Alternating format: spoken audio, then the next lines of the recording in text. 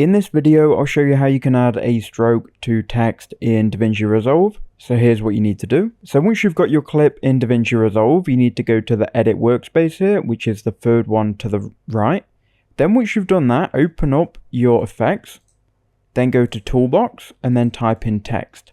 Then you can drag on either text or text plus. So once you've dragged on your text, you can then go to inspector in the top left. You can enter in your custom text. Now, once we've done that, we need to go to shading, and then here in shading, go to select element and click number 2. Then enable this red outline here, and you'll see a red stroke appear.